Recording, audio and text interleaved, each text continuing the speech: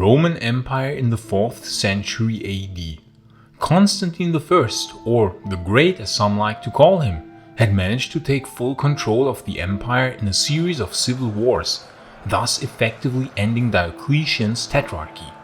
In 324, Constantine had destroyed all of his opponents, Licinius having been the last one, and he became the sole ruler of the Roman Empire, thus reverting the system of rule back to before Diocletian's reforms. It was again one emperor for one empire. But this would not stay like that for long. In 337, Constantine died at the age of 65, and his 3 remaining sons would inherit the empire. But what happened next probably would have made good old Constantine turn in his grave.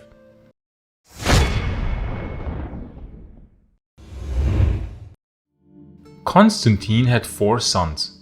One son, the eldest, called Crispus, was born in 300 AD, and he was the son of Constantine and Minervina, a woman about whom little is known.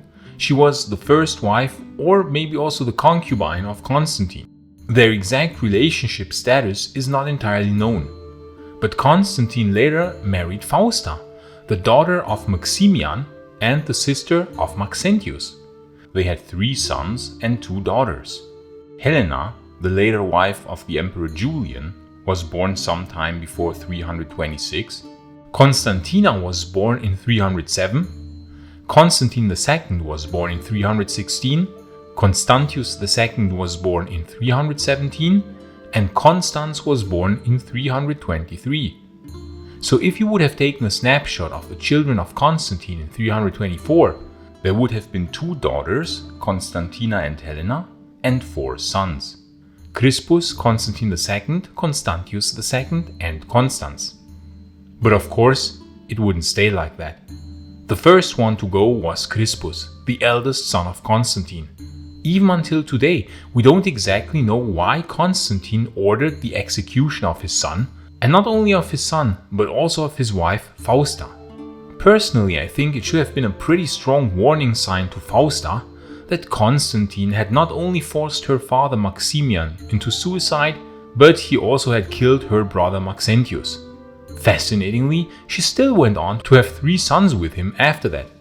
But in 326 then, something strange happened, and Constantine, according to some sources, had then ordered the execution of Crispus and Fausta.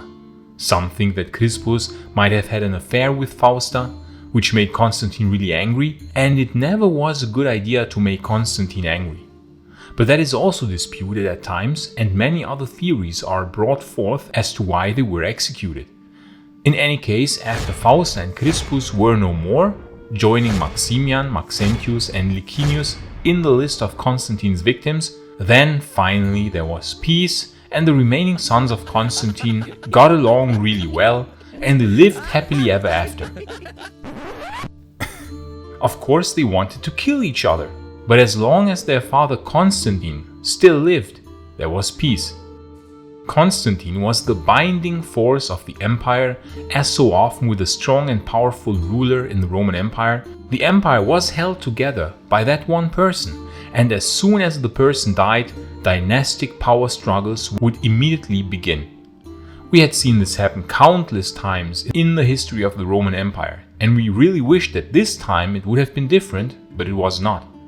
When Constantine died in 337, the Roman Empire was divided once again, as it had been only some decades earlier during the time of the Tetrarchy.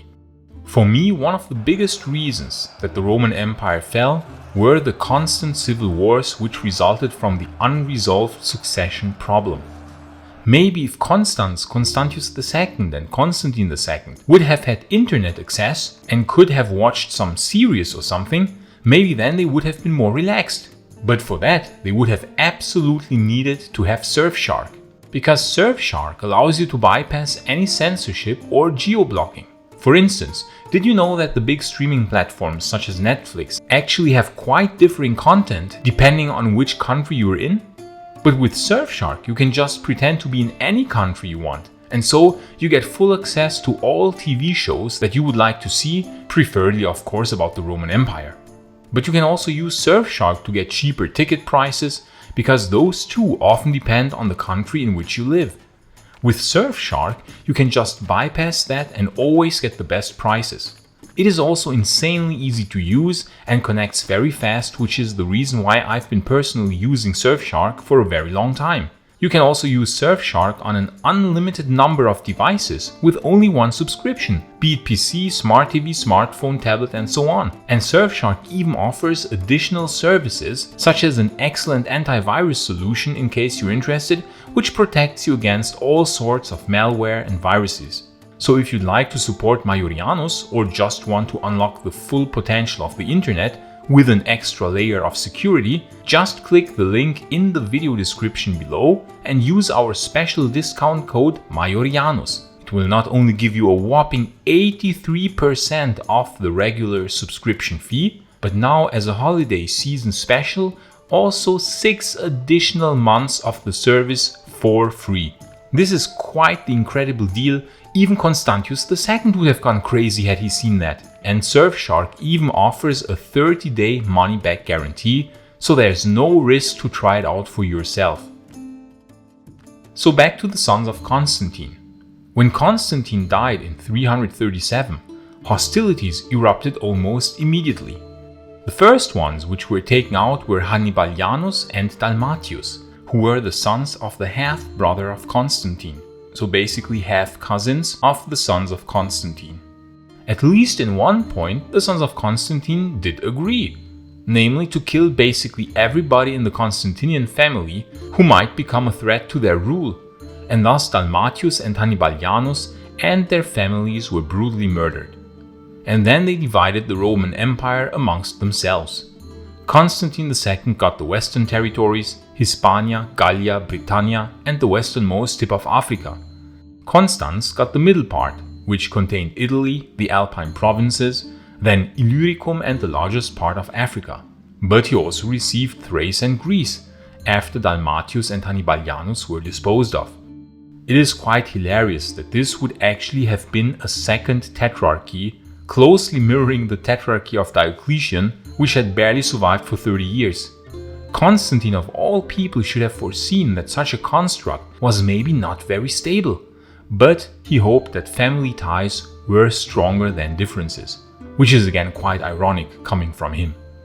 In any case, Constantius II got the eastern part containing Egypt, the Levant and Anatolia, with Constantinople, the still recent new capital of the Roman Empire.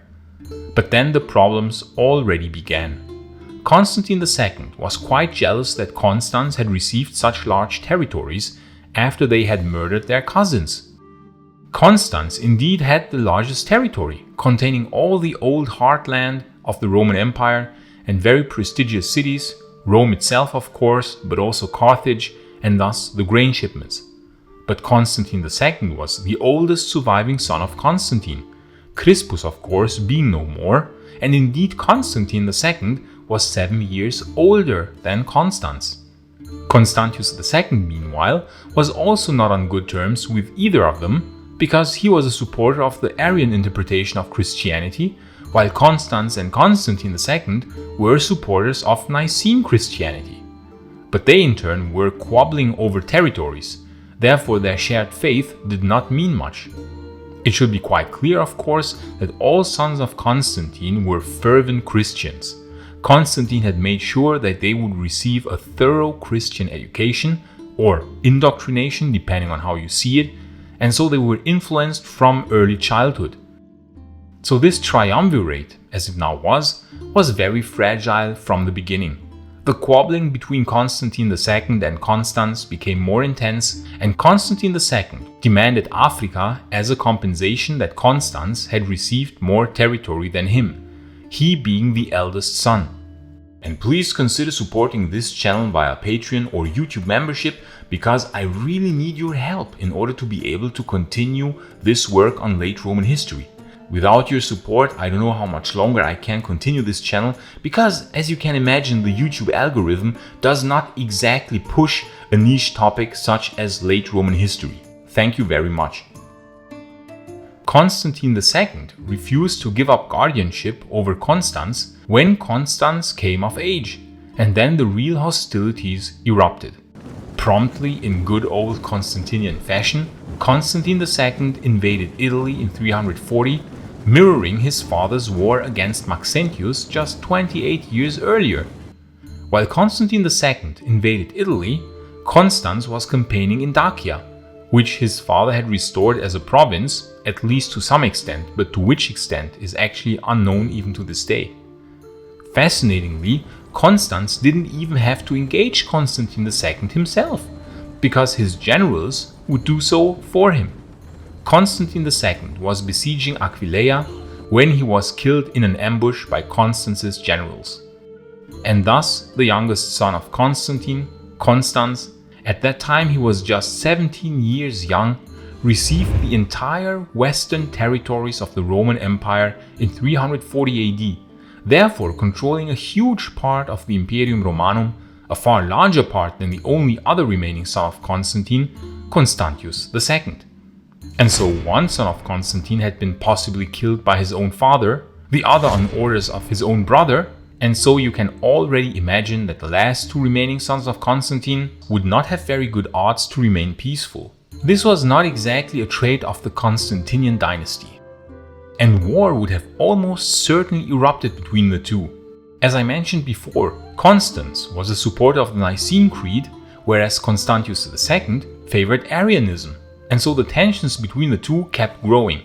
But in 350, 10 years after the murder of Constantine II, Constans, now aged 27, and Constantius II, aged 33, something quite unexpected happened. And therefore war did not break out between the two, but Constans had made some pretty serious mistakes in handling the empire. According to Zosimus, Constans developed some bad character traits and developed a reputation for cruelty and misrule. If that is really so, we probably will never know, because Zosimus was a pagan history chronicler of the late 5th and early 6th century, and he absolutely did not like the Constantinian dynasty because he never forgave them for abandoning the old pagan religion. And so we don't know if what Zosimus wrote is really true, or if it has a true core, or if it was completely made up in order to make Constans look bad. In any case, Constans must have done something wrong, or at least he must have misinterpreted the situation, because the legions of the West were rebelling against him in 350. A general of the legions called Magnentius declared himself emperor at Augustodunum in 350, and Constans lost the support of basically all Western troops. Thus he was forced to flee for his life. He tried to flee to Hispania, and according to Gibbon, he was cornered in the eastern Pyrenees mountains by Magnentius' troops. He sought refuge in a temple, interestingly, a temple and not a church, and it was there that he was probably murdered by Magnentius' soldiers. And so in 350 AD, Constantius II was the last surviving son of Constantine. In a matter of only 13 years after the death of their father, only one son had remained. But Constantius II would prove to be actually a very capable commander on the battlefield. He defeated the usurper Magnentius in 2 battles in 351 and 353, Magnentius committing suicide shortly thereafter, realizing how hopeless his situation had become. In 351, he elevated Constantius Gallus, the older brother of Julian, the son of Julius Constantius, a half-brother of Constantine, to the rank of Caesar. Of course, Constantius II had in good old fashion killed Julius Constantius, but he had let the 2 children, Julian and Gallus, live. But in 354, he had Gallus executed after receiving reports of his corrupt and violent nature. In 354, Constantius II continued his series of military successes against the Alemanni across the Rhine frontier. In 355 then, he elevated the last surviving male member of the Constantinian dynasty to the rank of Caesar, none other than the famous Julian, about whom of course we must talk in great detail in another video, since there's of course a lot to say about him. Constantius II continued campaigning across the Danube against the Quadi and the Sarmatians in 357 with success. But peace was not to last because, as so often, Persia attacked, capturing some border fortresses and forcing Constantius to move to the east in order to fight against the ever-looming enemy in the east. But in 360, Julian was proclaimed Augustus by his troops at Lutetia, modern-day Paris, thus forcing Constantius to abandon his campaign against Persia. Constantius tried to persuade Julian to give up his title of Augustus, but Julian declined in a very eloquent fashion. And so a battle would have been fought, the outcome of which we can only speculate about. Both were formidable generals, Julian and Constantius II. It would have been an insane battle, but on his way to fight against Julian, Constantius fell ill and died not long later, and in his last wish he named Julian as his rightful heir. And so the last son of Constantine had died in 361 AD. Julian was now the sole emperor of the Roman Empire, the last male member of the Constantinian dynasty. But Julian, instead of solidifying his power, embarked on an ill-fated campaign against Persia, possibly hoping to become a second Alexander the Great and thus to legitimize his return to the old pagan religion. But he died in a battle against the Persians while retreating in 363 AD, not wearing his armor on that day. And thus had the last member of the Constantinian dynasty died in 363 AD, only 39 years after Constantine had become the sole emperor of the Roman Empire. From the beginning of Constantius I's reign, father of Constantine, to the end of Julian's reign, 70 years had elapsed, and as so often, it had greatly destabilized the Roman Empire. Instead of uniting and solidifying, the empire was further divided. The succession problem plaguing the Roman Empire was still not solved, and this second Tetrarchy was very short-lived indeed, proving that the Roman Empire was an unstable construct, neither stable when governed by multiple emperors, nor stable when governed by one emperor alone.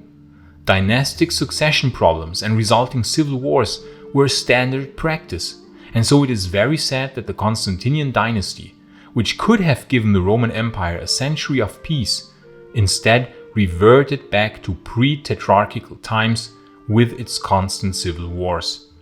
It was only luck that the great migrations had not started yet, because if they had, the Roman Empire would have been very ill prepared to meet the advance. And so the story of the Sons of Constantine is a typical Roman story, a story of greed, betrayal and tragedy, and I'm pretty sure that Constantine would have been turning in his grave had he seen how quickly everything he had established had fallen apart. And please like and subscribe so that you won't miss any future videos on the fascinating era of the late Roman Empire. And please consider supporting my work on Patreon or via a YouTube membership, because the long-term sustainability of this channel really depends on your support. And I would especially like to thank our new Augustus supporter, Optimus Imperator Justinianus, absolutely love the name, for supporting the channel in such a generous way. Thanks Justinianus for your kind support. It is thanks to the amazing Patreons and YouTube members of this channel that I can continue making videos about the late Roman Empire. I really want to thank each and everyone who is supporting this channel in any form. And if you want to learn more about why one could make the argument that Constantine was maybe not so great, you can watch the video in the upper right corner. But if you want to learn more about the religious intolerance which Constantine had set into motion, you can watch the other video in the lower right corner. I say thanks again to all friends of Roman history, gratias tibiago and bene valete.